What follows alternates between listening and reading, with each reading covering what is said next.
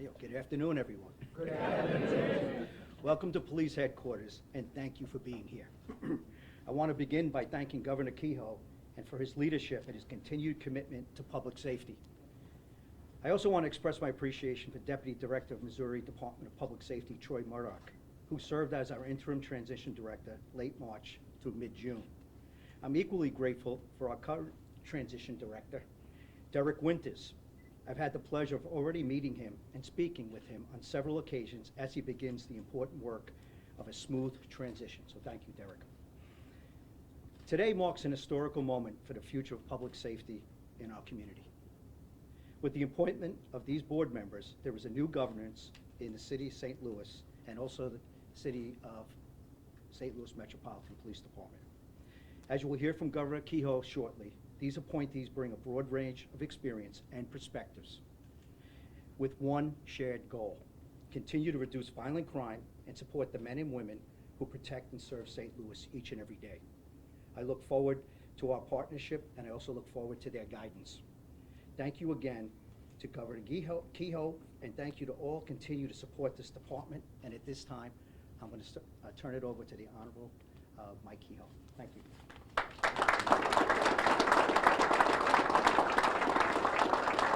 Well, thank you, Chief, and it's great to see such a large group of folks interested in this. It's certainly important to us and the people stand behind us, and I know many people in the room. I wanted to start out, I know the Chief and the St. Louis Police Department family mourn the loss of Captain Will Brown, and I just want to start off saying I'd ask you to keep Captain and his family in your prayers, and I know it's, Chief, it's a tough start to the week when you get news like that, so we'll keep Captain Brown in our prayers. Really appreciate Chief Tracy's leadership and for hosting us today. We're here to take the next step, as the Chief said, for public safety in the city of St. Louis. As many of you know, I was born and raised on the north side of the city, and the police community, anybody in this room who's been around me has heard me tell the story many times. When my father left, it was the police community who raised our family, who helped with clothes and food, and just they've been a fabric of our life, the city police department, for my entire life. My Uncle Jake was chief of police, and my cousin Stevie was a longtime detective, Stevie Jacobs. Many of you probably knew Stevie. So we go way back, and of course the guy who raised me, Dave Sinclair, was the cops' #1 fan.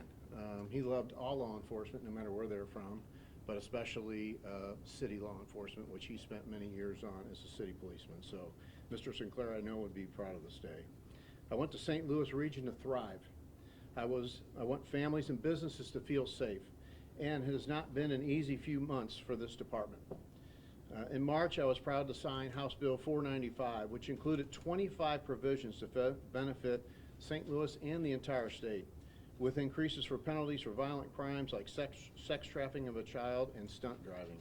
And in that same bill, it placed a citizen-led board to oversee the St. Louis Metropolitan Police Department. This legislation was part of our Safer Missouri crime plan, which law enforcement helped us craft to help support the men and women in this department and across the state. I want to give a special shout out and thank you to Senators Nick Shore from St. Charles County, Senator Travis Fitzwater from Callaway County, and Representative Chris right here in St. Louis on the South County side for their work on House Bill 495. This would not have gotten done without those elected officials really leaning into it. We also had a lot of help from the Missouri FOP, the Ethical Society of Police, multiple law enforcement folks who believed that the contents of 495 were great tools for crime fighting across the state and really protected the backs of our men and ladies who protect our communities. Members of the business community were also very supportive of that bill, many pieces of it, and especially the piece we're here to talk about today. I'd like to thank city legislators who work with us on this legislation. We don't always agree on everything, but we all agree on supporting the men and women of this department and working for a safer St. Louis. I have been in close communication this session with Senator Roberts and Senator Carla May, and they understand these appointments are be announcing today, and I hope, and I asked them to watch what this board does, because one of those two senators will be their sponsors when the gubernatorial hearing process comes before us in our next legislative session in January. In the months since signing House Bill 495, we have worked closely with Chief Tracy. Our Missouri Department of Public Safety Chief mentioned Troy Murdoch, who's a rock star and an incredible law enforcement person, as well as our DPS director, Mark, very involved with helping. And I had a meeting with Attorney General Bailey today. I think the ink was not dry on the bill when General Bailey was reaching out to the chief, letting him know that Missouri's Attorney General and his entire office stands with him and is anxious to be their attorney. Attorney General Bailey and his team were working with Chief Tracy, like I said, from day one, and they've done a great job, as well as the chief mentioned and I've mentioned, our DPS Deputy Director, Troy Murdoch. We recently appointed Derek Winters to his transition director. He's with us today. You'll notice I told the chief, kind of laughing, he walked in with a briefcase, so the guy never stops working. And you know, we went back and forth on, many people in this room, especially my friends in the media, asked a lot about the transition director. How come we're not getting somebody sooner? We kind of went full circle. I took some advice from some former elected officials in the city who were elected officials under state control. The chief of Kansas City, retired Rick Smith, who worked under state control, on what that transition director would be. And we redefined it from being like a full-time job for a year to somebody who needs to come in and get things set up so the board can make the governance decisions. That's who you want to govern the board, not the transition director, and he's doing a great job. We want him to make sure the setting is right for the board to do what they need to do, and I appreciate Derek being willing to do that, and I think you're going to find him a guy that is going to work very hard. His father, I hate to say this in a room full of policemen, but his father-in-law was with the St. Louis City Fire Department for a long time. Now, we don't call them hose draggers or chefs, right? We call them firefighters. And so I'm sure his father-in-law is proud of him in this work with the city.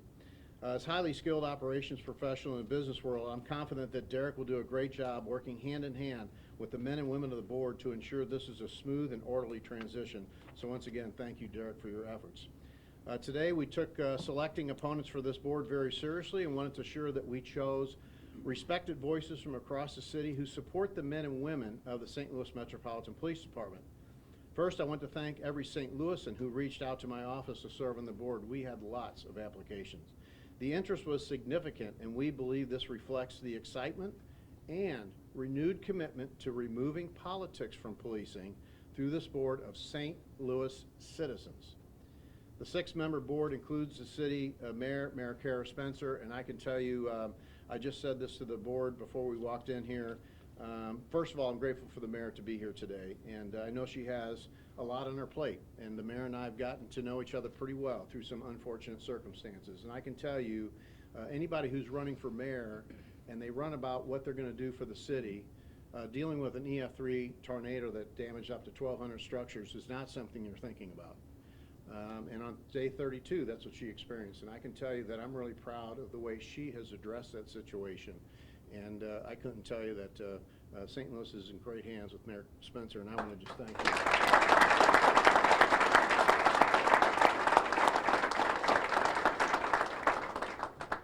When we went by the Harlan Tap Room, which was destroyed 12 hours after the tornado, the mayor said, "I'm going to take you somewhere you probably never heard of." I said, "You kidding me? We rode our bike here and tried to get in all the time." But we weren't allowed in, Chief, so we were too young. The board includes 4 voting members, and I'm proud to announce these voting members to the public today. First, we have, and these are alphabetical order. Brad Arteaga is a successful entrepreneur in St. Louis City and has a proven track record of managing and growing successful businesses. He also has decades of active leadership and service on multiple civic and community boards, including the St. Louis City Judicial Committee and Friends of Francis Park and more. More importantly, Brad's from Baden. And so, you know, us Northsiders, we try to understand where each other are, and grateful for his agreeing to be on this board. Next, we have Sonia Jenkins Gray. She's nationally recognized in the human resources field. She is with, in her role in the city, she's also been able to be the chairperson for the Progressive National Baptist Convention and highly involved in the community. I've dealt with her husband several times on issues up here in the St. Louis area, and I'm grateful to have Sonia on board, and I think she'll lend a great deal of expertise in her human resources background to the board. Next, we have Edward. It says Edward in here, but he's known by Eddie McVeigh. He's a seasoned business owner and operator of Maggie O'Brien's, just right down the street here, Irish Pub in St. Louis, with expertise in contract negotiations, strategic planning, and team leadership. Eddie is an active in local organizations, including the St. Patrick Center, and near and dear to my heart, the St. Louis Boys and Girls Club. And Eddie, thank you for agreeing to be on this as well. Last but not least, we have Chris Saraceno. He's the owner-operator of Bartolino's Hospitality Group, which includes several full-service restaurants across the city. He is also the co-founder of Campbell Security and Services Group, serving households and communities throughout Missouri. Saraceno has also held several leadership roles with the Hill Business Association, the Hill 2000 Neighborhood Association, and St. Louis Regional Sports Authority. He also prioritizes community service as active members of several charitable organizations. And in case you didn't figure this out, the board is never going to be short for food. So we've got some great entrepreneurs. And also, as you remember in the legislation, what was very important to me is that we have a business owner. Now, at the time when we were developing legislation, we didn't know who the board was going to be, and it turns out that we have several business owners on the board, but we also negotiated for a non-voting member that was a business person that owned a business in the St. Louis city, but lived potentially in the county. And so I'm proud to announce Don Brown, who's the non-voting member of the board. Don is a lifelong St. Louis resident and experienced automotive executive, currently serving as a dealer operator of Don Brown Chevrolet on the Hill.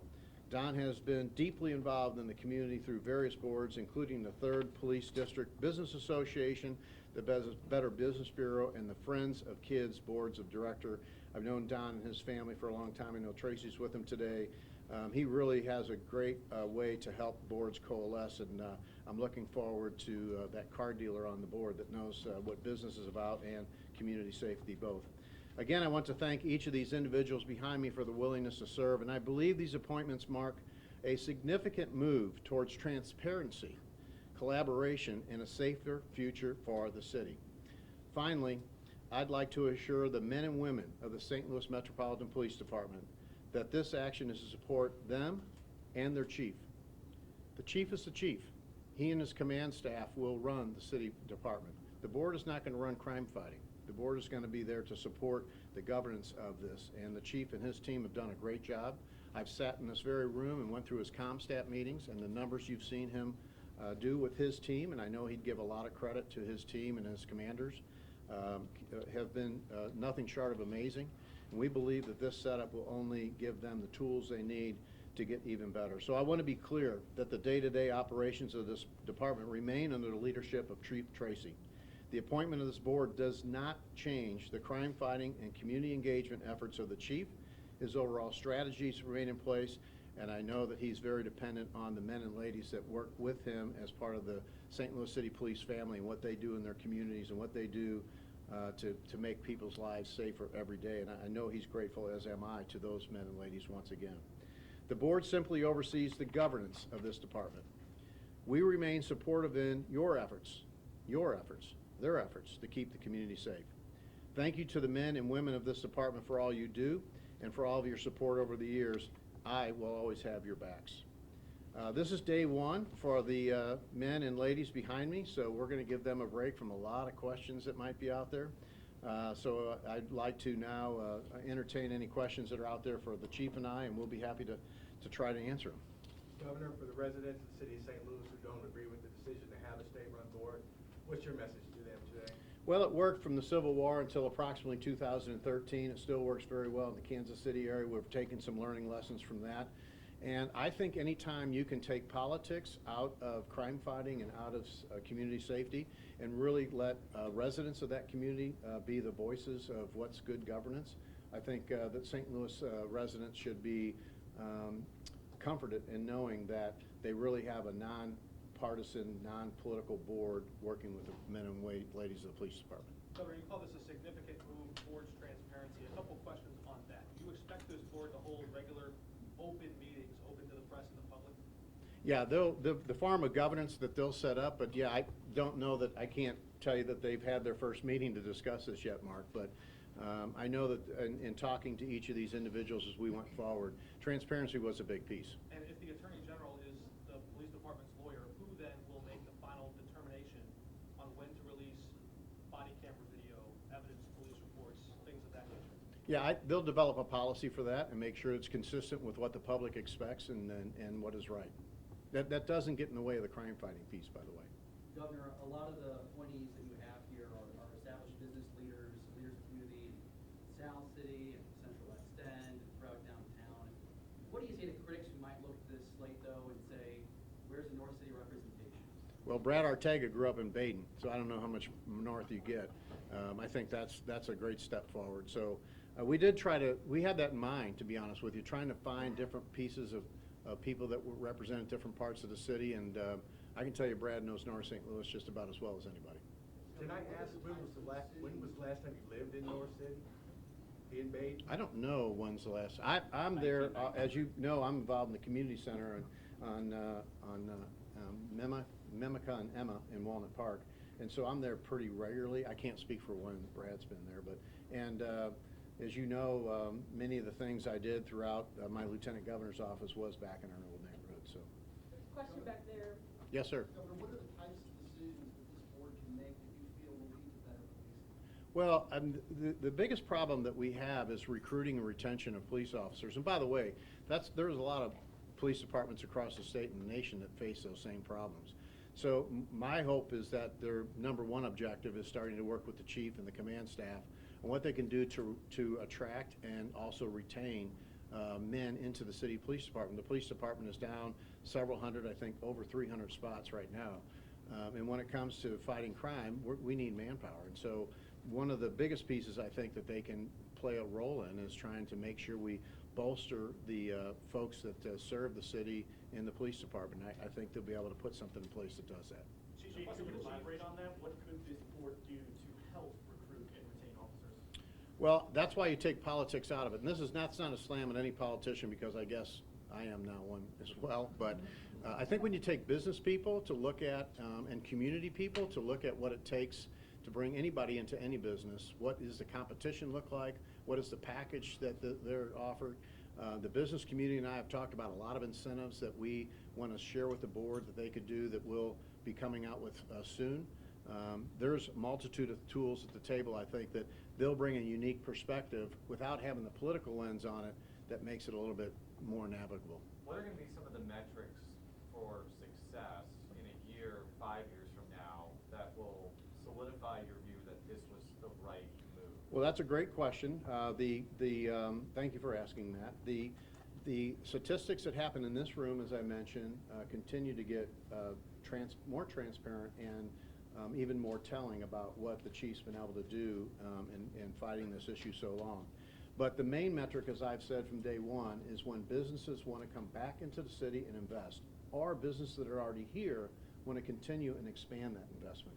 When they feel safe for their customers, for their employees, and they think the community is in the right spot, that will be the metric I watch the most. The statistical metrics that the chief and his team put out about the crime that they've done a really good job with will obviously be one that we watch very closely. But the investment back into the city, to me, creating opportunities for Missourians and for people to live in the city and jobs, et cetera, I think that's the key that we need to really watch. Chief, the governor mentioned that it's been a tough couple months for the rank and file for the officers. Obviously, policing is dangerous work. We've seen some police pursuits, some officers open fire at suspects in the pursuit of these folks. Would it benefit you or the department to have clear written policies from this board describing when to and when not to pursue or engage in that manner? We already have clear written policies. So what we'll do is take a look at them, and if there's changes that need to be made at best practices, we're going to use them. So it's not like we're flying blind right now. We've had good policies in place. Accreditation of law enforcement agencies, we're one of the few agencies in the United States that actually gets their approval and certification, and they look at our policies. So we have very good policies in place, and how we use them, when we're going to be involved. And like you said, there's some dangerous individuals out there that are men and women, do an unbelievable job each and every day. And you know, when they encounter them, sometimes there are officer-involved shootings because of the actions of the bad guy. So let's not forget that. They got to make sure that they're doing everything right. And some of these pursuits that have been happening, news media, when you look to the bottom line, these have been carjackings and armed carjackings that sometimes gets buried in the last line. And so some of the things that happened this weekend have been dangerous individuals that are armed with firearms that our officers had to engage with, and I'm glad each and every one's been okay. This new law also gives enhanced penalties to people who are doing this dangerous driving. Why then has your department not made arrests in some of these incidents when there's been reckless driving in different neighborhoods? Just putting out spike strips and not using those tools, is that a choice that someone's making? Mark, you're taking one incident that happened in Holly Hills and then expanded another weekend after that. When we had to encounter people go to a parking lot or an area where we had a large parking lot, several cars going there, and we were able to engage with them, put down spike strips, and hit about 50 of them. You got to do a tactical pursuit after that, but we at least want to slow them down to see there's consequence to their actions. If you take a look at just even one of our teams that are out there, they've made 222 arrests of individuals and 216 vehicles just this year so far, and that's just one of our mobile reserves and anti-crime units. And they're going out and doing dangerous work, addressing this issue of reckless driving, where they've gotten 67 guns, and I believe that unit spiked 75 vehicles, and we're able to bring 56 vehicles into custody.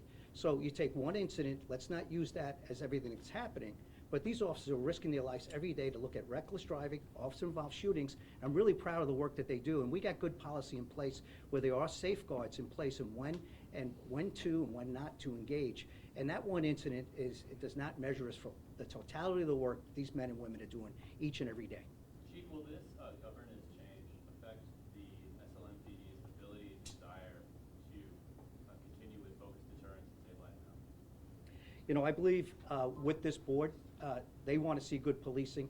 There's some things that there's a body of work that's in place that I'll be having a discussion on how we should move forward. I'm hoping, and through the governor has showed confidence in it. I know some of these individuals behind me personally and professionally from my 2.5 years experience that I've been here. I understand, I know that they have confidence in what we're doing, the way we're going. So focused deterrence, yes, that'll be a proposal that I'm going to say we should continue to do, because the successes that we're having here and we've had in other places, it does work. It's not a be-all, end-all focused deterrence. It's one piece of an overall comprehensive plan, and those are the things that as we move forward, and I'm speaking with the Board of Police Commissioners, I absolutely are going to make those recommendations, and we'll see where we go from there. Governor, are you going to designate a chairperson or president? I let the board select its governance. I think that's the best way to do it. You don't need Jefferson City micromanaging things in St. Louis, and these are St. Louis citizens. They know what to do. And I wanted to follow up with the chief. The mayor was on site at the tornado within minutes of after it hit, and her and I met at 8 o'clock the next morning, and Dennis Jinkerson from the fire department, Chief Tracy, already had a command center set up, and their men and women worked multiple days shifts without any breaks, and that was also a tough piece, all while understanding they still have to protect communities. So they've faced a few issues in the last 60 Governor, days. are there any particular things you want the board to have the police department do differently than it does now? No, like the chief said, I think he said it very well. They operate on a set of policies now. It's not like they've just been drifting around everywhere. Reviewing those policies and really getting back to the other question, what can we do to make sure we bolster and take care of the men and ladies who are here, and what can we do to proactively try to recruit and build the department up to get to the numbers that we need to have. That's all the time we have for questions today. Thank you all. Hey, I appreciate everybody being here. Most of all, appreciate the board for doing this. These are unpaid positions. These guys are volunteers, and I was amazed at how many people applied to actually understand that and still want to be in a role. And it tells me that these St. Louis citizens and St. Louis business owners, they want the right thing for the city. And I think everybody in this room, I know everybody in this room wants the right thing for the city as well. So thank you all for being here, and I'm grateful to these men.